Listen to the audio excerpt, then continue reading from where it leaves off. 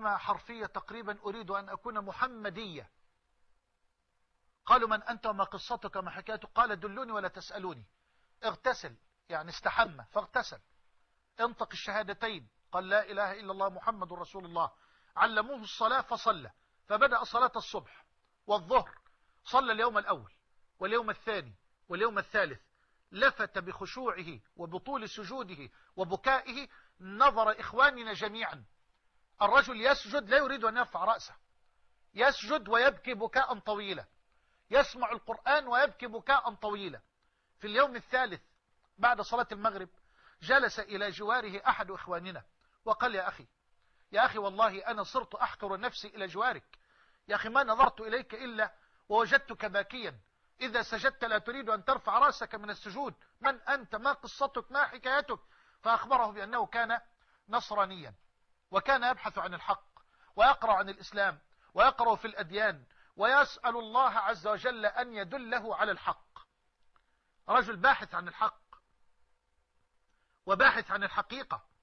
قال: وفي الليلة التي دخلت عليكم صبيحتها نمت وأنا أبكي وأنا أضرع إلى الله عز وجل أن يدلني على الحق وعلى الحقيقة. قال: فرأيت في الرؤيا نبي الله عيسى على نبينا وعليه الصلاة والسلام يشير إلي بسبابته اليمنى ويقول لي: كن محمدية،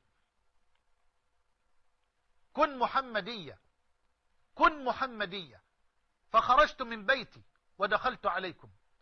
يقسم الإخوة بالله، أذن المؤذن لصلاة العشاء ودخل معهم صلاة العشاء، وفي الركعة الأولى سجد ولم يرفع رأسه. ظن الإخوة أنه نام، فلما انتهت الصلاة نادى عليه الإمام ونادى عليه الأخ إلى جواره فلم يجبهم، فقام إليه أحد الإخوة وحركه فوقع على الأرض، فلما نظروا إليه وجدوا روحه قد فاضت إلى الله جل وعلا وهو ساجد. قل يا عبادي الذين أسرفوا على أنفسهم لا تقنطوا من رحمة الله إن الله يغفر الذنوب جميعا إنه هو الغفور الرحيم.